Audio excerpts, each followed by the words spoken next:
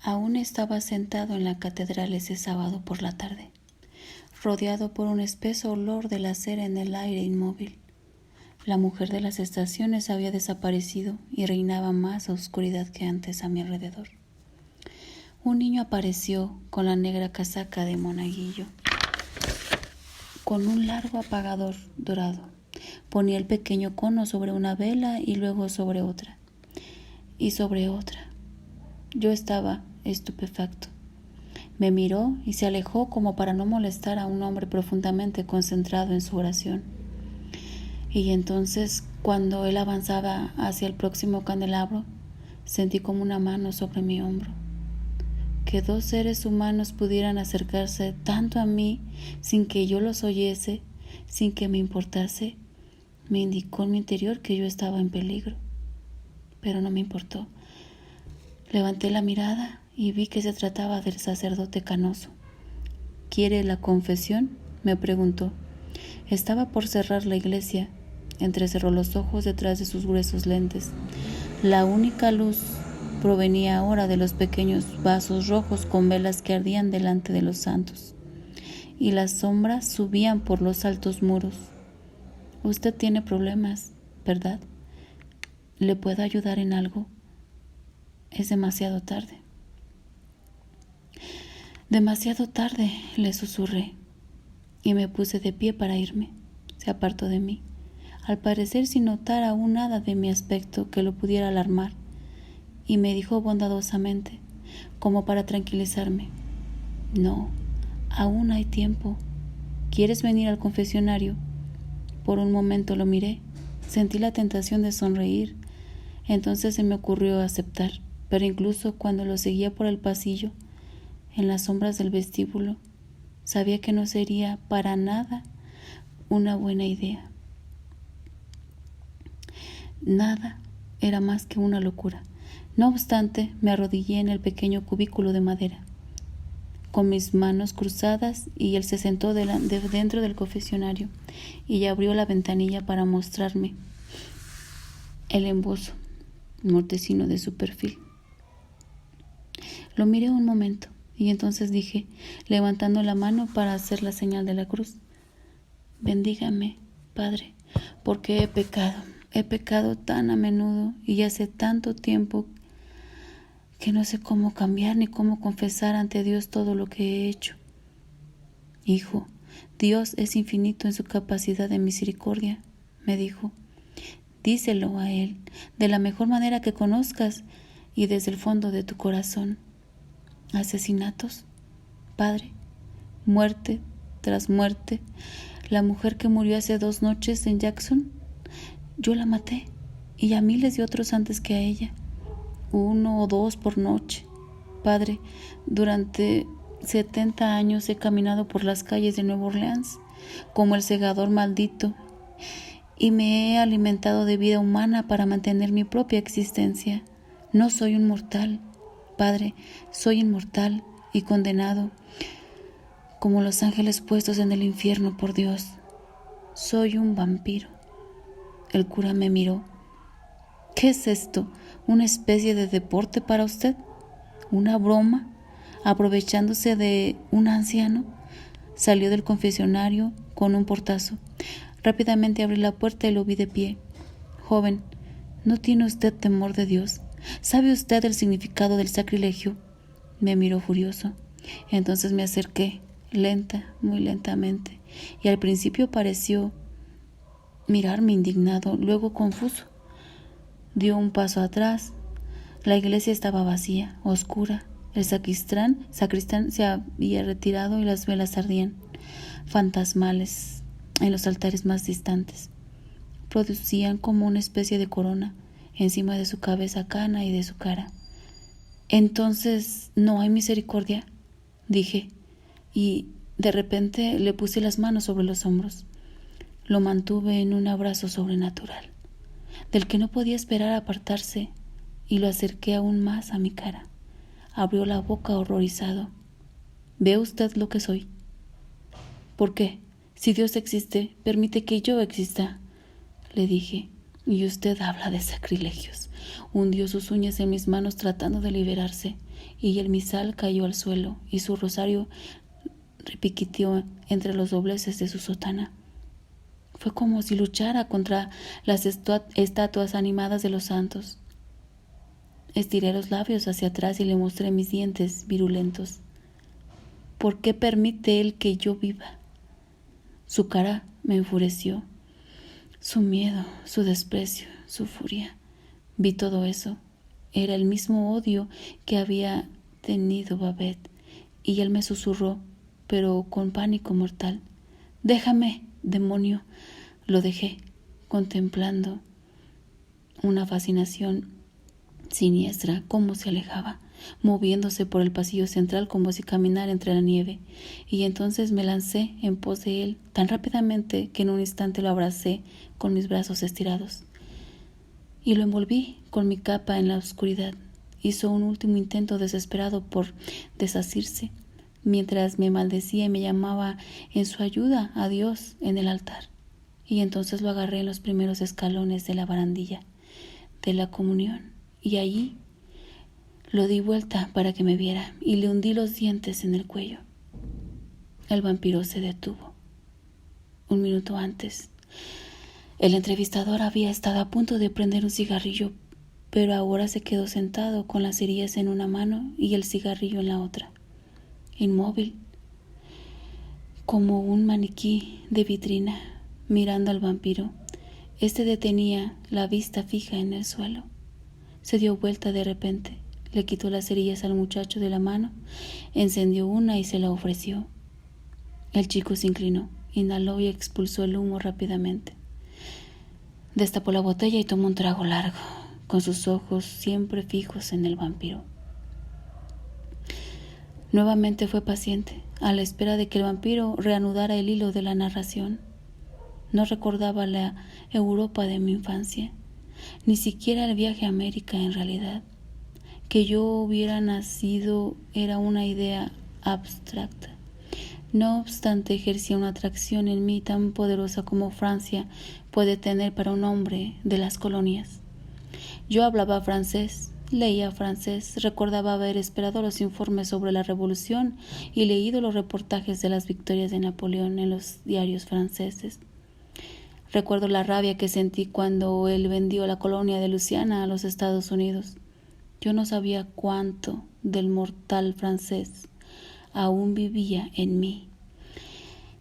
En realidad ya había desaparecido, pero yo sentía un inmenso deseo de ver a Europa y de conocerla, lo que me venía no solo de haber leído toda su literatura y filosofía, sino también de conocerla. Una sensación de haber sido formada en Europa con más profundidad y agudeza que el resto de los norteamericanos. Yo era un cruel que quería ver dónde había comenzado todo. Y entonces en ese momento me concentré en ello, empezando a sacar de mis armarios y baúles todo lo que no fuera esencial. Y la verdad es que muy pocas cosas que me eran esenciales. La mayor parte se quedaría en casa de la ciudad, a la que estaba seguro de retornar tarde o temprano, aunque solo fuera para pasar mis posesiones a otra parecida y así empezar una vida nueva en Nueva Orleans. No podía concebir la idea de irme para siempre, pero tenía mi corazón y mis pensamientos en Europa. Empecé a darme cuenta por primera vez de que podía ver el mundo, si así lo deseaba, que era como había dicho Claudia, libre de ir a donde quisiera. Mientras tanto, ella hizo un plan. Su idea más decidida era que primero debíamos ir a Europa Central, donde los vampiros parecían ser más numerosos. Ella estaba segura de que ahí podríamos encontrar algo que nos instruyera, nos explicara nuestros orígenes. Pero parecía ansiosa por algo más que respuestas. Quería una comunión con los de su propia especie. Lo mencionaba sin cesar. Mi propia especie. Y lo decía con una entonación diferente a la que yo podría haber usado. Me hizo sentir el abismo que nos separaba. En los primeros años de nuestra vida en común, yo había pensado que ella era como Lestat, empeñada en su instinto de matar. Aunque compartiera mis gustos en todo lo demás, ahora sabía que ella era más inhumana de lo que jamás podríamos haber soñado, ni Lestat ni yo. Ni la más remota concepción la vinculaba con la simpatía por la existencia humana. Quizás esto explica por qué, pese a todo lo que yo había hecho o dejado de hacer, ella se aferraba a mí. Yo no era de su especie, simplemente lo más cercano a ella. Pero ¿no era posible, preguntó el muchacho de repente, enseñarle los resortes del corazón humano del mismo modo que usted le enseñó todo lo demás? ¿Para qué?, preguntó francamente el vampiro. ¿Para que sufriera como yo?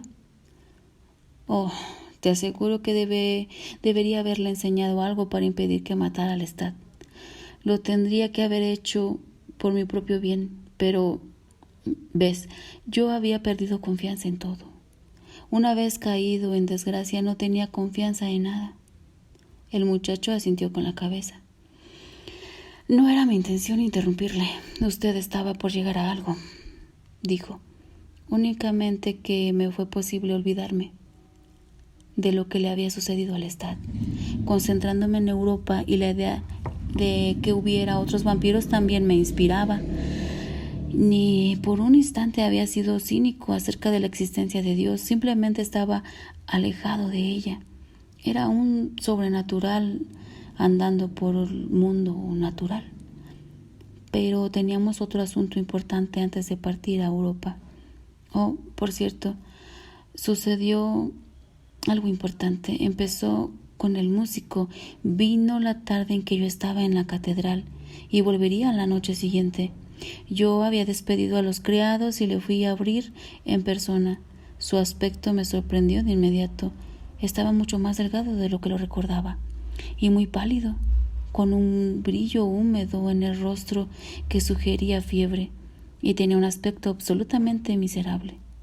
Cuando le dije que Lestat se había ido, al principio se negó a creerme y empezó a insistir en que a Lestat le tenía que haber dejado algún mensaje, algo, y luego subió, hablando solo como si apenas se diera cuenta de que había gente a su alrededor. Lo seguí hasta un farol de gas. «¿Te dejó algo?», le dije, y rápidamente busqué mi cartera en el bolsillo. No sabía cuánto tenía, pero pensé en dárselo a él. Eran varios centenares de dólares. Se los puse en las manos. Eran tan flacas que le pude ver las venas azules pulsando bajo la piel acuosa. Entonces se entusiasmó y sentí que el asunto era más que el dinero. Entonces él habló de mí. «¿Le dijo a usted que me diera esto?», dijo, aferrado al dinero como si fuera una reliquia. «Le debe haber dicho algo más». Me miró con sus ojos hinchados, atormentados. No le contesté de inmediato porque en ese instante vi las heridas en su cuello, dos marcas rojas como rasguños a la derecha, justo encima del cuello sucio de la camisa. El dinero temblaba en su mano. Estaba ajeno al tránsito de la tarde, a la gente que pasaba a nuestro lado. «Guárdalo», susurré. «Él habló de ti, dijo que era importante que continuaras con tu música». Me miró como anticipando algo más. «¿De verdad? ¿Y dijo algo más?», preguntó. No supe qué decirle. Hubiera inventado algo que lo podría haber aliviado y mantenido alejado de mí. Me resultó doloroso hablar de Lestat. Las palabras se me evaporaban en los labios y las heridas del cuello me dejaron perplejo. Al final le dije tonterías al muchacho, que Lestat le deseaba un buen porvenir, que regresaría, que la guerra parecía inminente, que tenía negocios ahí pendientes. El joven se aferraba a cada palabra mía como si no pudiera tener suficiente y me empujara a hablar para oír lo que él quería escuchar. Estaba temblando. El sudor le salía por la frente y, como pidiendo más, súbitamente se mordió el labio y me habló. «¿Pero por qué se fue?», preguntó, como si nada de lo dicho fuera suficiente. ¿Qué pasa?, le pregunté. ¿Qué necesitas de él? Estoy seguro de que él me habría... Él era mi amigo, me dijo de improviso, y subió el volumen de su voz con indignación reprimida. Tú no te sientes bien, le dije. Necesitas descansar. Hay algo, y entonces le señalé, atento a cada movimiento suyo. Las heridas del cuello. ¿En tu cuello? Ni siquiera sabía lo que le estaba diciendo. Sus dedos encontraron el lugar, lo frotaron. ¿Qué importancia tiene? No sé, los insectos están en todas partes, dijo, desviando la mirada. Le dijo algo más. Durante largo rato lo vi alejarse. Una figura frenética, delgada, vestida de negro. ¿A quién abría paso la masa que circulaba por ahí? De inmediato le conté a Claudia de sus heridas en el cuello. Fue nuestra última noche en Nueva Orleans. Subiríamos a bordo del barco justo antes de la medianoche del día siguiente y partiríamos de madrugada. Habíamos acordado caminar juntos hasta allí. Ella se mostraba muy solícita y había algo especialmente triste en su rostro, algo que no había dejado desde que llorara. ¿Qué pueden significar esas marcas?, me preguntó entonces. ¿Que se alimentó del muchacho cuando éste dormía? ¿Que éste se lo permitió? No me lo puedo imaginar. Sí, debe tratarse de eso, dije, pero sin estar convencido. Entonces recordé unas palabras que Lestat le dijera a Claudia, de que conocía a un joven que podría ser un vampiro mucho mejor que ella. Había pensado hacer eso. Había pensado crear otro más de nosotros. Ahora ya no tiene importancia, me recordó ella. Teníamos que despedirnos de Nueva Orleans. Nos alejamos de las multitudes. Mis sentidos estaban bien alerta, negándose a decir que esta era nuestra última noche.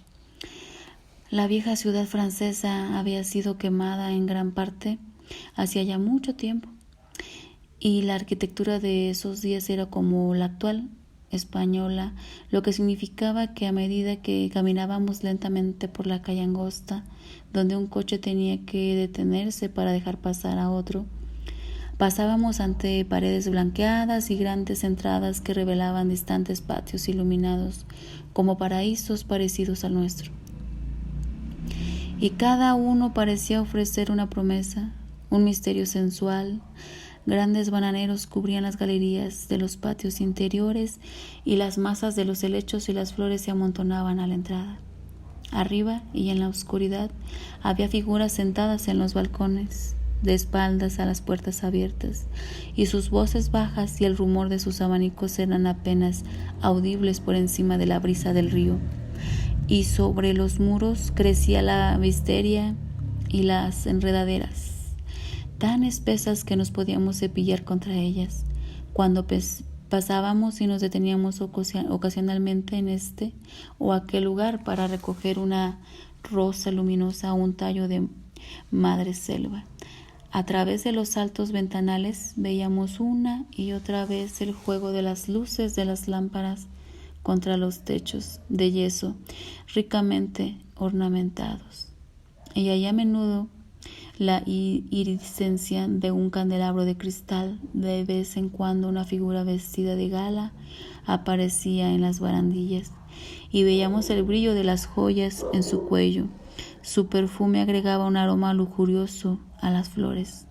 Nosotros teníamos nuestras esquinas, jardines y calles favoritos, pero inevitablemente alcanzábamos las afueras de la ciudad vieja y veíamos el pantano. Vehículo tras vehículo nos pasaban viniendo en dirección al teatro o a la ópera, pero ahora las luces ciudadanas estaban detrás y sus olores mezclados estaban ahogados por el espeso hedor de la descomposición del pantano. La mera visión de los árboles altos movedizos con sus miembros ahitos de musgo me hacía pensar en Lestat. Pensaba en él como había pensado en el cuerpo de mi hermano. Lo veía hundirse profundamente en las raíces de los cipres y los robles esa horrible forma marchita envuelta en la sábana blanca. Me pregunté si las criaturas de los abismos lo rechazaban, sabiendo instintivamente lo que era aquella cosa emparchada, agrietada y virulenta, o si se arrastraban encima en el agua enlodada, pinchando su antigua carne seca de los huesos. Me alejé de los pantanos, volví al corazón de la ciudad vieja, y el suave apretón de la mano de Claudia me reconfortó.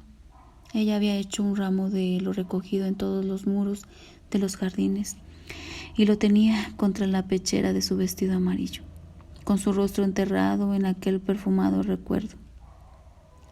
Entonces me dijo, con un susurro tal que tuve que agacharme para oírlo: Lois, estás preocupado.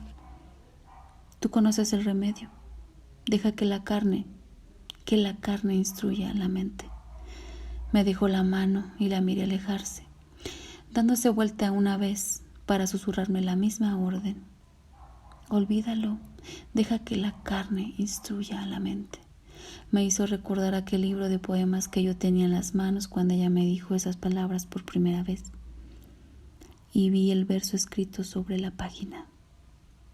Decía así: sus labios eran rojos, su aspecto era libre, sus rizos eran tan amarillos como el oro, su piel era tan blanca como la lepra. Ella era la pesadilla, la muerte en vida, que espesa la sangre del hombre con el frío. Ella me sonrió. Desde una esquina distante, una pizca de seda amarilla visible un momento en la angosta oscuridad. Luego desapareció. Mi compañera de siempre. Me fui entonces y pasé rápidamente ante las ventanas a oscuras. Una lámpara se extinguió muy lentamente detrás de una gruesa pantalla de lazo, y la sombra del diseño se expandió sobre el ladrillo, se debilitó y luego terminó en la oscuridad. Continué adelante, acercándome a la casa de Madame, oyendo los violines chillones pero distantes de la sala de arriba, y luego la aguda risa metálica de los invitados. Me quedé frente a la casa en las sombras, viendo a un puñado de ellos moviéndose en las habitaciones iluminadas. De ventana en ventana caminaba un huésped con un vino en la copa, pálido como el limón, y su cara miraba a la luna como si buscara algo desde una mejor posición, y finalmente la encontró en la última ventana, con su mano sobre el oscuro cortinado. Delante había una puerta abierta en el muro de ladrillos y una luz caía sobre el pasillo al que le daba acceso. Me moví en silencio por la calleja angosta y me encontré con los espesos aromas de la cocina que subían por el aire más allá de la puerta. El olor apenas nauseabundo para un vampiro de la comida hecha. Entré. Alguien acababa de cruzar el patio y la puerta trasera, pero entonces vi otra figura. Estaba al lado del fuego de la cocina, una negra delgada con un pañuelo brillante en la cabeza. Sus facciones estaban como talladas de una manera exquisita, y brillaba a la luz como una figura esculpida en diorita. Revolvió la comida en la olla, atrapé el perfume dulce de las especies y el verde frescor de la mejorana y del laurel. Y luego en una oleada vino el hedor horrible de la carne cocinada, la sangre y la carne descomponiéndose en los fluidos hirvientes.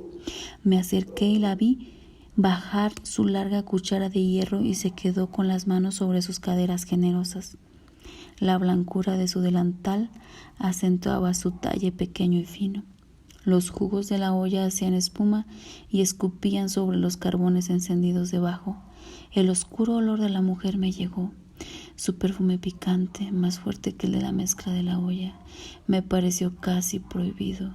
Cuando me apoyé en las paredes de las enredaderas, arriba los violines agudos empezaron un vals y los pisos de madera crujieron con las parejas de bailarines.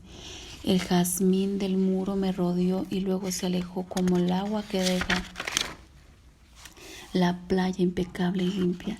Nuevamente sentí su perfume salado. Se había ido a la puerta de la cocina y tenía su largo cuello graciosamente inclinado mientras miraba debajo de la ventana iluminada. «Monsieur», me dijo, y salió entonces al rayo de la luz amarilla. Esta cayó sobre sus grandes pechos y redondos y sus largos brazos sedosos, y sobre la larga y fría belleza de su cara. ¿Está buscando la fiesta, señor?, me preguntó ella. La fiesta está arriba. No, querida, no estoy buscando la fiesta, le dije al salir de entre las sombras. Te estaba buscando a ti. Todo, prosiguió el vampiro, estaba preparado cuando me desperté a la tarde siguiente.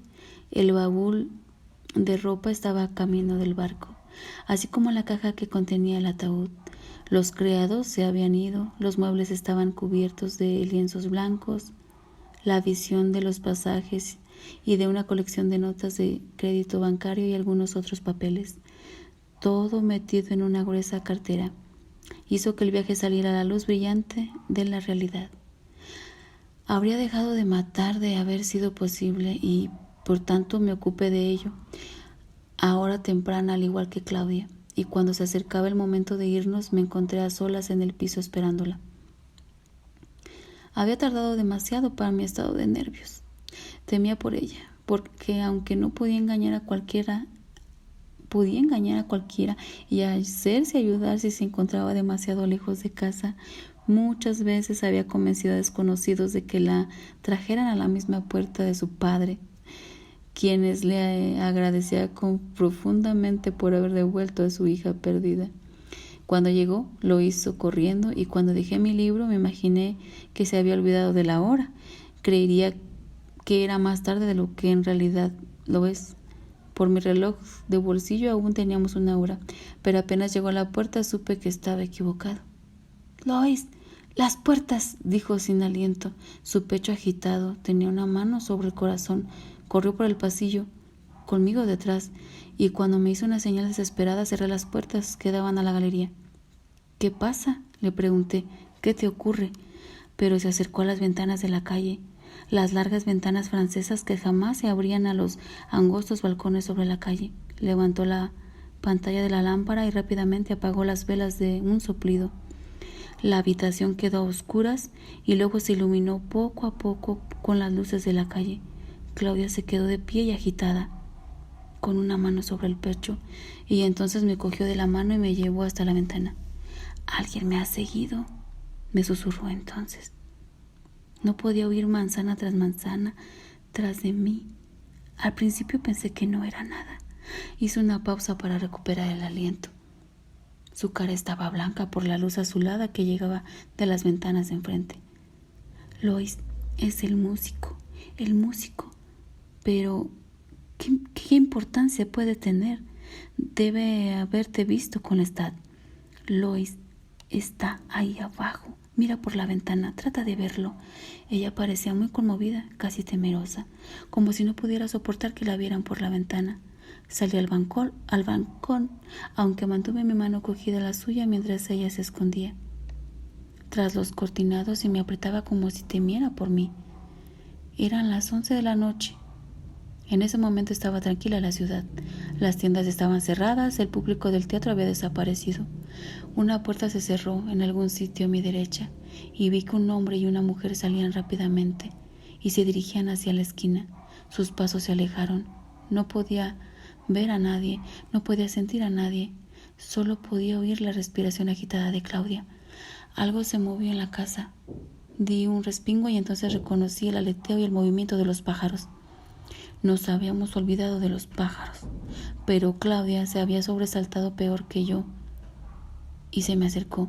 «No hay nadie, Claudia», empecé a decirle, y entonces vi al músico.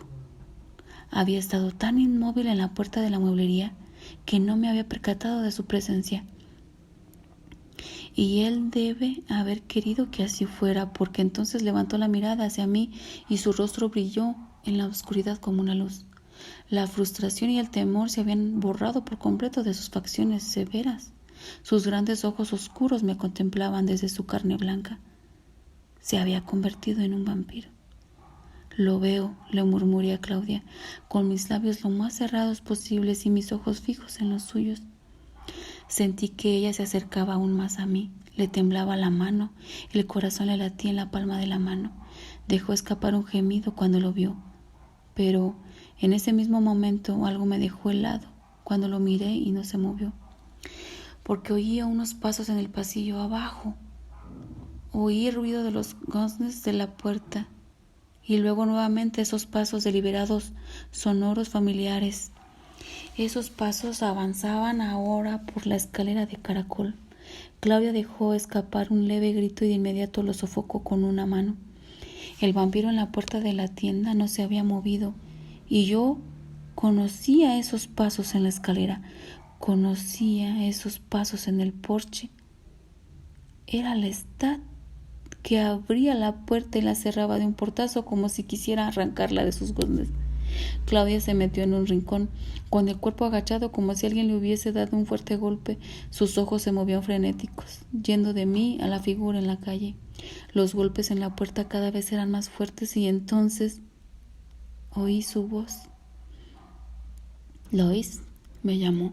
«Lois», rugió tras la puerta, y entonces se produjo la ruptura de la ventana de la sala trasera. Pude oír que dentro se abría el picaporte. Rápidamente agarré la lámpara, traté de encender una cerilla y la rompí. A causa de mi nerviosismo, finalmente conseguí la llama que quería y aferré el pequeño recipiente de queroseno. «Aléjate de la ventana». «Cállate», le dije a Claudia, y ella me obedeció como si la orden súbita y sonora la liberara de un paroxismo de miedo. Ella enciende las demás lámparas de inmediato. La oí orar mientras encendía las cerillas. Lestat se acercaba por el pasillo. Ella entonces apareció en la puerta. Dejé escapar un suspiro y, sin quererlo, di varios pasos atrás cuando lo vi. Pude oír que Claudia lloraba. Era Lestat, sin duda, restaurado e intacto en el marco de la puerta, con su cabeza inclinada hacia adelante y los ojos fuera de las órbitas como si estuviera ebrio y necesitara del marco de la puerta para no caer hacia adelante. Su piel era una masa de cicatrices, una horrenda envoltura de carne herida, como si cada arruga de su muerte le hubiera dejado una huella. Estaba arrugado y marcado como por golpes de azar, y sus ojos, unos verdes y claros, estaban ahora llenos de venillas hemorrágicas. «No te muevas, por el amor de Dios», susurré. «Te la arrojaré. Te quemaré vivo», le dije, y en ese mismo instante pude oír un ruido a mi izquierda, algo que raspaba y raspaba a la fachada de la casa. Era el otro. Vi entonces sus manos en el hierro forjado del balcón. Claudia lanzó un grito penetrante cuando el músico arrojó su peso contra los cristales. No te puedo contar lo que entonces sucedió. No me es posible reconstruirlo tal como sucedió. Recuerdo haber arrojado una lámpara al Lestat. Se rompió a sus pies y las llamaradas se elevaron de inmediato de la alfombra. Yo tenía una antorcha en las manos, un gran pedazo de sábana que había arrancado del sofá y encendido con las llamas. Pero luché con él antes de eso, pateando y golpeando salvajemente su gran fortaleza, y en algún sitio detrás de mí se oían los ruidos de pánico de Claudia, y la otra lámpara estaba rota, y los cortinados de las ventanas ardían. Recuerdo que en un momento las ropas del Lestat estaban empapadas de queroseno, y que golpeaba frenéticamente las llamas. Estaba torpe, enfermo, incapaz de mantener el equilibrio, pero cuando me agarró tuve que morderle los dedos para que me soltara. Empezaron los ruidos en la calle, gritos, el sonido de una lámpara. La habitación se había convertido rápidamente en un infierno y en un relumbrón de luz. Vi a Claudia luchando contra el otro vampiro. Él parecía incapaz de agarrarla, como un ser humano torpe tratando de agarrar un pájaro. Recuerdo haber rodado de un lado para el otro con Lestat entre las llamas, haber sentido el calor sofocante en la cara, haber visto las llamas en la espalda de Lestat cuando me quedé debajo de él, y entonces apareció Claudia en la confusión y lo golpeó una y otra vez hasta que se le rompió el mango del atizador, y pude oír los gruñidos de Claudia al son de los golpes, como el ímpetu de un animal inconsciente. Lestat seguía aferrado, su cara era una mueca de dolor. Y allá, echado sobre la mullida alfombra, estaba el otro, y la sangre le emanaba de la cabeza. No sé con exactitud qué es lo que sucedió entonces. Pienso que me hice con el atizador y le di un fuerte golpe en el costado de la cabeza. Recuerdo que él parecía imparable, invulnerable a mis golpes. El calor por entonces descendía hacia mis ropas y había hecho presa del vestido también de Claudia. La subí a mis brazos y corrí por el pasillo tratando de apagar las llamas con mi cuerpo. Recuerdo haberme sacado el abrigo y golpeado las llamas en el espacio abierto. Unos hombres pasaron a mi lado y corriendo las escaleras, una gran multitud llenaba la entrada del patio y alguien estaba en el techo de la cocina de ladrillos. Yo tenía a Claudia en mis brazos y pasé corriendo entre la gente. Ignoré las preguntas, empujándoles, haciéndoles abrir paso, y entonces quedé libre, solo con ella, oyéndola respirar agitada y sollozándome al oído, corriendo, enceguecido, por la ciudad, por la primera calleja lateral, corriendo y corriendo hasta que no hubo otro sonido que el de mis pasos y el de su aliento. Y nos quedamos allí, el hombre y la niña, chamuscados y adoloridos, respirando hondo en la quietud de la noche.